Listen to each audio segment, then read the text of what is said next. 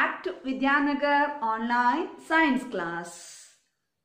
Today you are going to study very important point, how do metals and non-metals react, from the third chemistry chapter, metals and non-metals. At the end of today's class you will learn about ionic compounds and the properties of ionic compounds. Let's begin our today's class.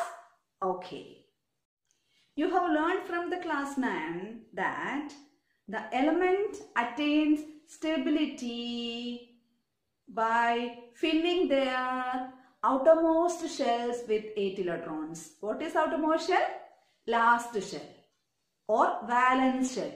So if the outermost or valence shell of an element fills with 8 electrons, the element becomes stable or octet configuration. If an element attains octet configuration, octet means filling 8 electrons in the last shell, right? So if an element attains octet configuration, such elements become a stable element, right? So how these elements filling their last shells with 8 electrons? There are two possibilities for an element to attain the stability, either by losing their electrons or by gaining the electrons. So what are the two possibilities for an element to attain the stability? Either it can lose their electrons or it can accept the electrons. Which category of elements lose their electrons? Metals are always losers of electrons, right? Metals are electropositive. Why metals are electropositive? Electropositivity of the metal is due to the tendency of losing their electrons. So why the metals are electropositive? Because metals have the tendency to lose their electrons. Metals always have the tendency to lose their electrons, and that of non-metals, non-metals have the tendency to gain or receive the electrons. So the ultimate aim of an element to become a stable one, attaining stability either by losing the electrons or by accepting electrons. Generally, metals are electropositive because metals always have the tendency to lose the electrons and non-metals have the tendency to gain the electrons. Okay, so now we are going to discuss how these concepts are applicable in a compound. How the metals and non-metals forms their own compounds. Okay, so the ultimate or the aim of an element to attain the stability by losing or gaining the electrons. Then how to write the electronic configuration? How to write the electronic configuration? We have studied last year about the K shell, L shell, M shell, N shell, etc. What is the maximum filling capacity of K shell? 2, L shell, 8, 18, 32, etc. Are you remembering that equation? 2n square. Right, based on this we discussed about the shells like K, L, M, N last year. Right, so with the help of that you can write the electronic configuration of an element like 2, 8, 8, 2, etc. Right, so attaining stability by either by accepting electrons or by losing electrons. Okay, so we can discuss about this with the help of an example. Check it. So which is this element? Which is the symbol? Sodium. And which is this? Chlorine. What is the atomic number of chlorine? The atomic number of chlorine is 17. And what about sodium? Sodium 11. So the atomic number of, what is atomic number? Atomic number is the number of protons present in a nucleus. Right? What is atomic number? Atomic number is the number of protons. Right? So, if the atomic number of chlorine is 17, which means there is 17 protons and 17 electrons. So, the number of electrons and protons are equal, only they differs in their sign, negative sign. So, the atomic number of sodium is 11 and the atomic number of chlorine is 17. That means there are 17 protons and 17 electrons in the chlorine, and there are 11 electrons and 11 protons for chlorine. Okay, so see, when we talk about the stability, here you can see 3 shells, K, L and M, and here also K, L, M. Right. So in case of sodium, this is the last shell or valence shell of sodium. Right. And in case of chlorine, it is this one. In the case of sodium, how the sodium attains stability? Sodium attains stability by giving its 1 electron, or sodium is ready to give its 1 electron, because if sodium gives this 1 electron, L shell become the last shell and the last L shell already filled with 8 electrons. But in case of chlorine, you see, chlorine's outermost shell contains 7 electrons. It requires only 1 electrons. 1 electron. So, here the sodium is ready with its 1 electron. Why? Because sodium wished to give its 1 electron, because if it loses that 1 electron, then it attains its stability, because the L shell is already filled with the 8 electrons, and if it removes this 1 electron, this will become the last shell, and that last shell is already filled with 8 electrons. So easily sodium can attain its stability. And in case of chlorine, chlorine requires 1 electron because its last shell contains 7 electrons. Okay, so in that case, here the sodium ready to give its 1 electron. What is this? 1 electron. So here sodium is ready to give its 1 electron, and at the same time chlorine is ready with its 7 electrons in the last shell. See, so how many electrons are there in the last shell of chlorine? 2, 4, 6, 7. Chlorine contains 7 electrons in its last shell, and sodium contains 1 electron in its last shell. So when these two are in the chemical reaction, when these two elements taking part in the chemical reaction, what happens? You see, the sodium gives 1 electron to chlorine. Sodium gives 1 electron to chlorine, and you see now chlorine 2, 4, 6, 8. Now the chlorine also become a stable element, and sodium also attained its stability. So here what happens? You see, here there is a transfer of electrons between sodium and chlorine.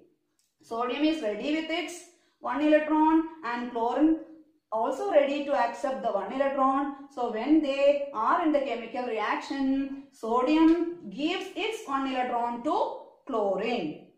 Right? So here there is a electron transfer, the transfer of electrons between a metal and a non-metal. Sodium is a metal and chlorine is a non-metal. I told you sodium is a metal, so metals are electropositive because they have the tendency to lose the electrons, and non-metals are electronegative because they have the tendency to gain the electrons. So when these elements taking part in the chemical reaction, sodium gives its 1 electron to chlorine, and these two elements, bond means there is a link between the sodium and chlorine. That link is a bond. So the link between a metal and a non-metal is a bond. So here how they formed the bond?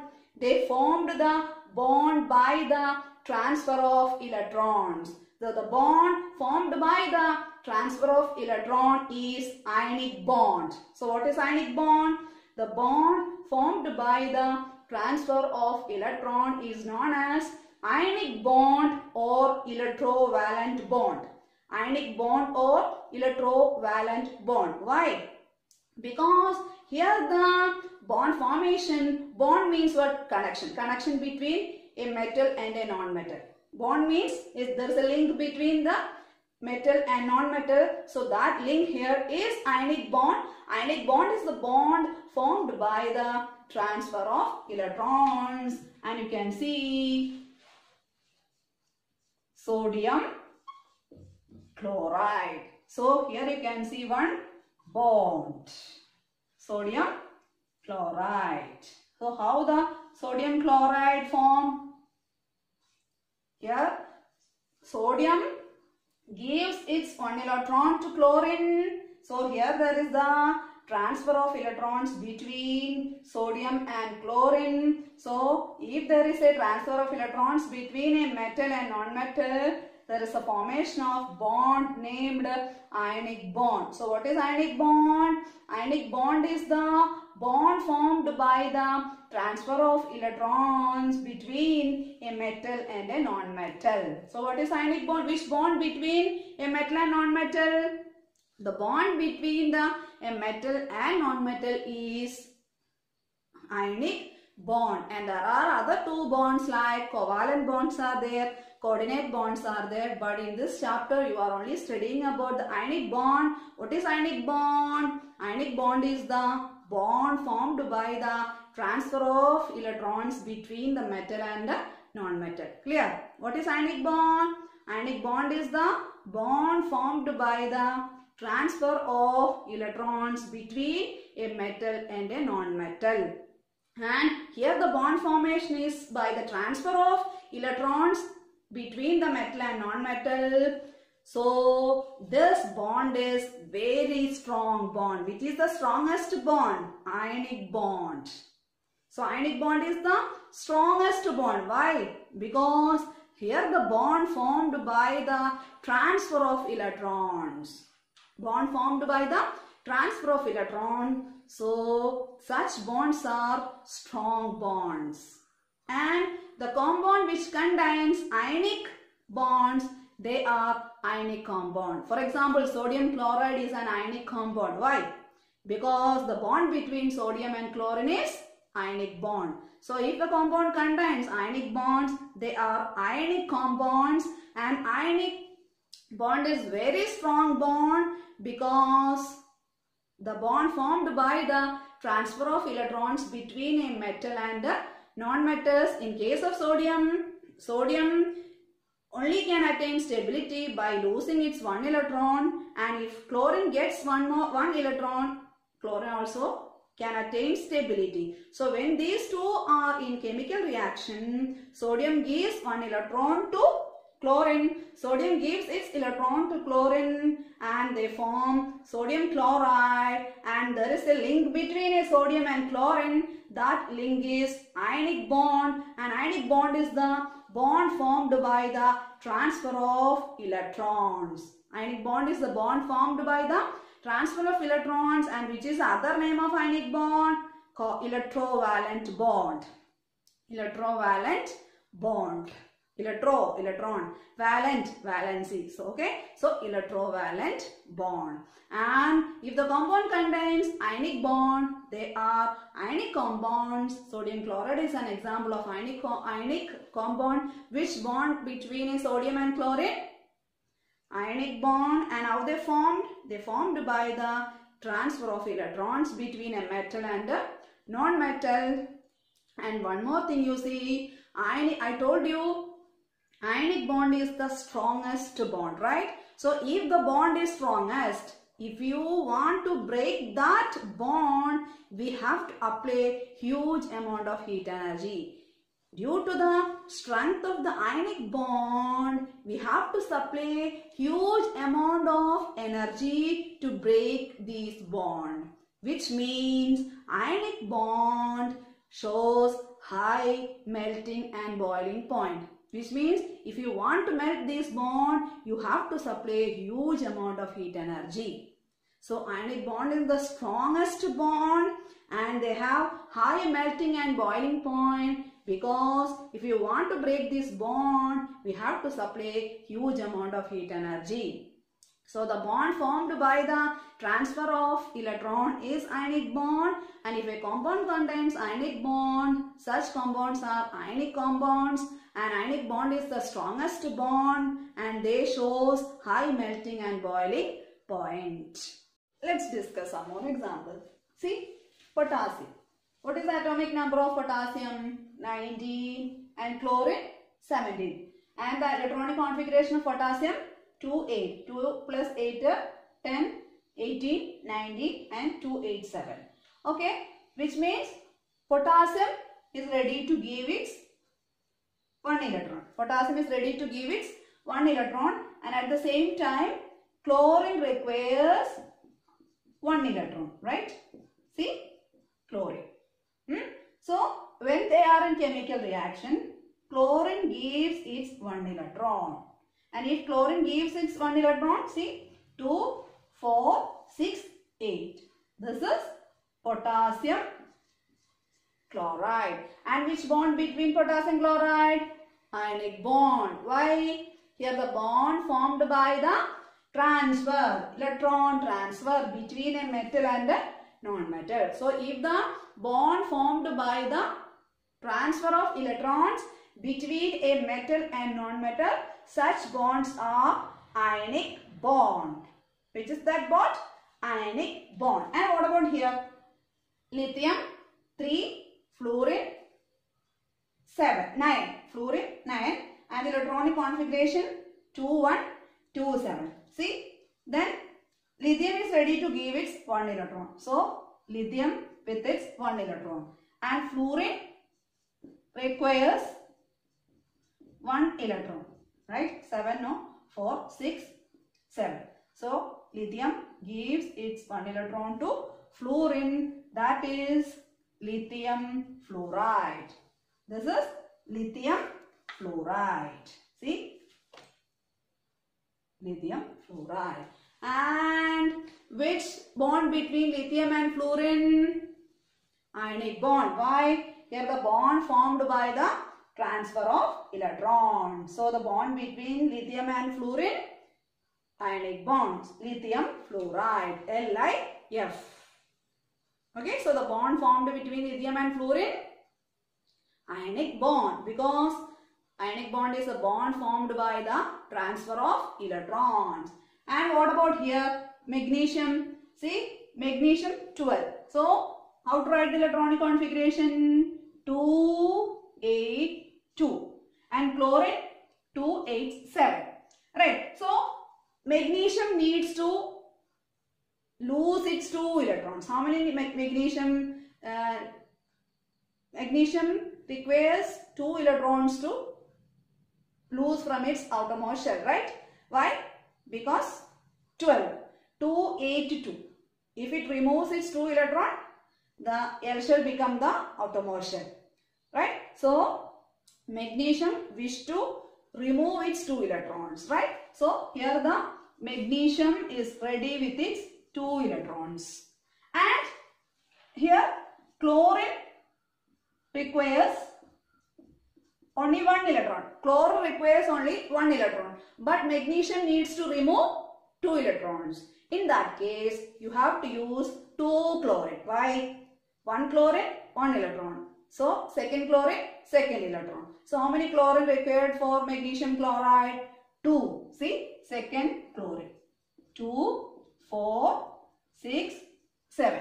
So, magnesium gives 1 electron to this chlorine and second electron to this chlorine. See, that is magnesium Mg. Why magnesium in MgCl2? Because magnesium needs to remove 2 electrons, but if it takes only 1 chlorine, magnesium can remove only 1 electron. So in order to neutralize or in order to maintain the neutrality between, neutrality means what? As a whole, compounds are electrically neutral. If there is 2 electrons, there should be 2 protons, right? So, if you want to maintain the neutrality between the metal and non-metal, we have to maintain their charge. If there is 2 positive charge, there should be 2 negative charge. So, if we use only 1 magnesium, 1 chlorine, only 1 electrons can remove from the magnesium. So, in that case, you have to use 2 chlorine. That's why the formula of magnesium chloride MgCl2. Are you getting the point? MgCl, sodium chloride, NaCl. Why? Because 1 electron, 1 chlorine, NaCl. Lithium fluoride, 1 electron, Fluorine. 1 chlorine. Say, right? In case of magnesium, atomic number 12. So, magnesium needs to remove 2 electrons. If you use 1 electron, only 1 electron removes from the magnesium. So, if you, in order to remove the 2 electrons from the outermost shell of the magnesium, we have to use 2 chlorine. 1 chlorine takes 1 electron and other chlorine takes other electron. So, MgCl2. That's why the molecular formula of magnesium chloride is MgCl2, because magnesium needs to remove 2 electrons, chlorine requires only 1 electron. So, in order to maintain it, we can use 2 chlorine. That's why the formula of magnesium chloride is MgCl2. Formula of magnesium chloride is MgCl2. Okay. So, the bond formed between magnesium and chlorine, ionic bond, because the bond formed by the transfer of electrons. Okay. Next example. See, calcium. Atomic number of calcium 20. So, the electronic configuration 2, 8, 8, 2. 2, 8, 10, 18, 20. Then 2, 8, 7. So, how many electrons need to remove by calcium? Calcium needs to remove 2 electrons. So, calcium ready with its 2 electrons. Calcium is ready with its 2 electrons. And in case of chlorine, you see, chlorine requires only 1 electron. So, how many chlorine we have to use here? 2 chlorine. Why? Because calcium needs to remove its 2 electron. See? Okay. Then calcium gives its 1 electron to 1 chlorine and second electron to other chlorine. That is CaCl2. That is CaCl2. So, which bond formed by the calcium and chlorine? Ionic bond, because ionic bond is the bond formed by the transfer of electrons. Ionic bond is the bond formed by the transfer of electrons.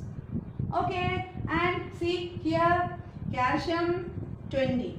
So, 2, 8, 8, 2. Oxygen 2, 6.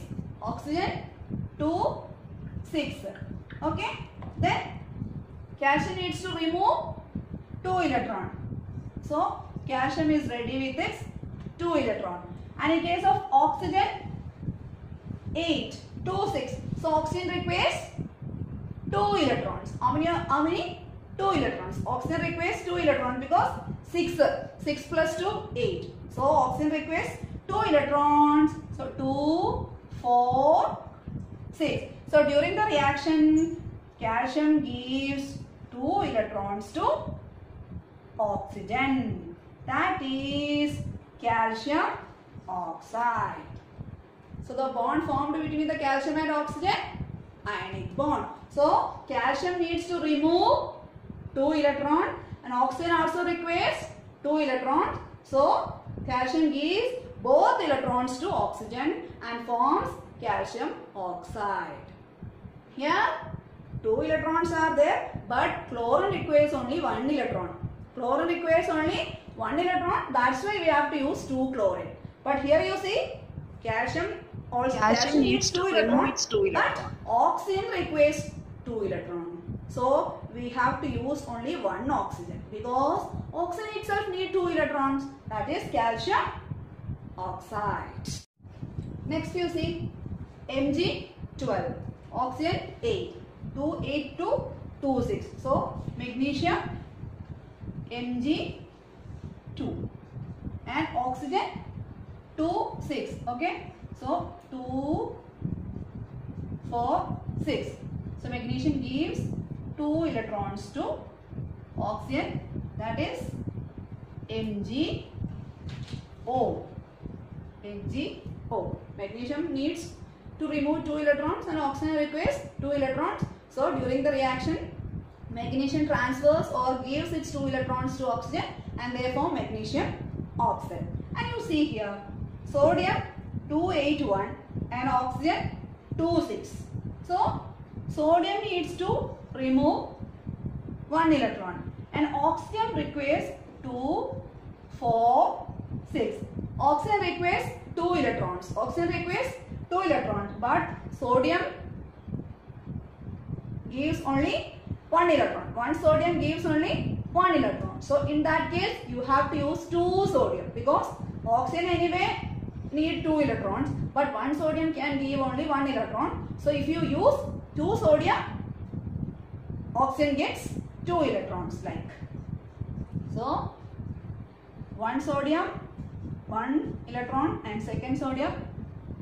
That's why sodium oxide is Na2O. Why Na2O? Here 1 oxygen, 2 sodium.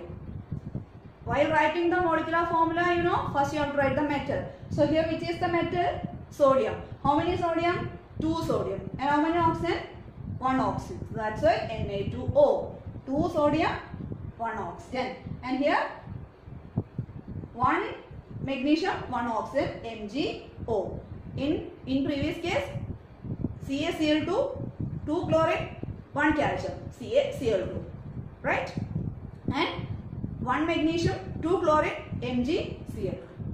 So the bond formed between a metal and non-metal is ionic bond, and the ionic bond is formed by the transfer of electron. So the bond formed by the transfer of electron is ionic bond or electrovalent bond, and such compounds are ionic compounds or electrovalent compounds, and ionic compounds are, or ionic bond is the strongest bond, so they have high melting and boiling point.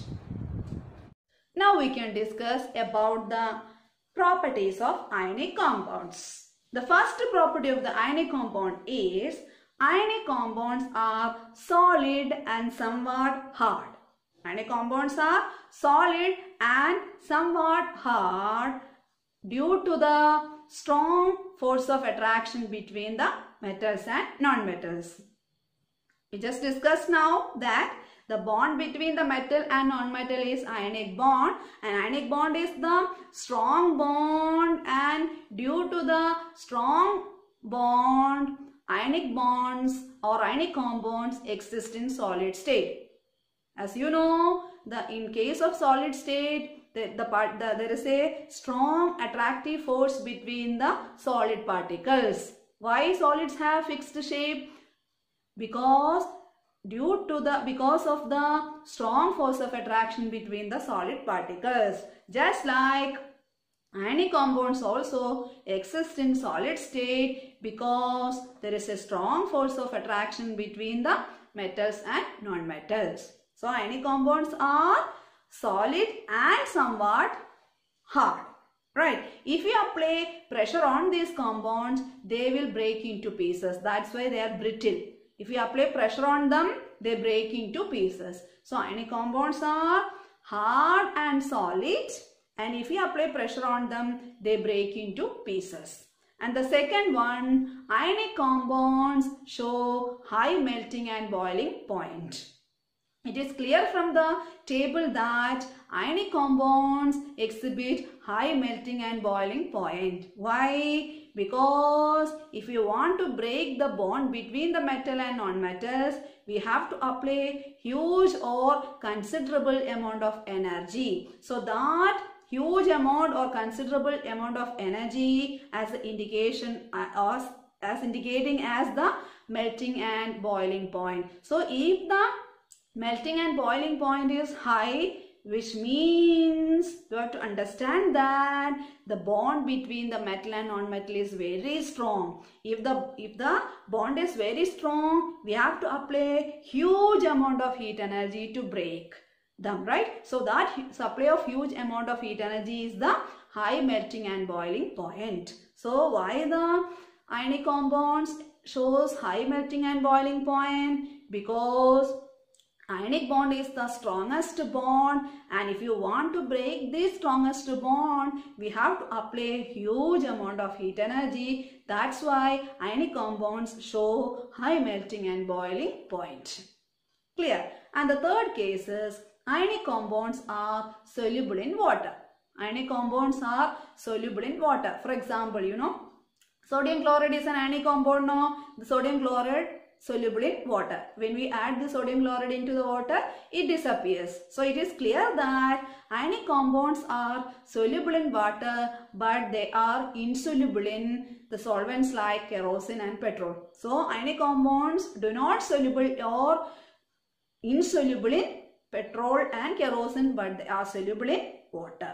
And the last and very important point, ionic compounds conduct electricity only in their molten state. As you know, conduction of electricity is due to the presence of ions. If ionic compounds are in solid state, they do not give ions. If they do not give ions, they do not conduct electricity. So when they are in molten state, there is the presence of water. At presence of water produces ions, and ionic compounds conducts electricity. So ionic compounds conducts electricity only in their molten state. Why? Because in the molten state only they gives ion. In solid state they do not give ions. If they do not give ions, there is no conduction of electricity. So which are the properties of ionic compounds? Ionic compounds are solid and hard. When we apply pressure on them, it breaks into pieces. And ionic compound shows high melting and boiling point because there is a strong force of attraction between metal and non-metal. That is the indication of high melting and boiling point. And the third one, ionic compounds are soluble in water, and ionic compounds are insoluble in solvents like kerosene and petrol. And the last and very important, ionic compounds conducts electricity only in their molten state because in presence of water only we gives ion, we get ions. If there is ions, there is conduction of electricity. If there is no ions, there is no conduction of electricity. So ionic compounds conducts electricity only in their molten state. Okay, I am going to conclude today's class. I hope you got it the point. Watch the video carefully and understand the concept thoroughly. We will meet you soon. Until then, it's bye. Thank you for watching. Have a wonderful day ahead.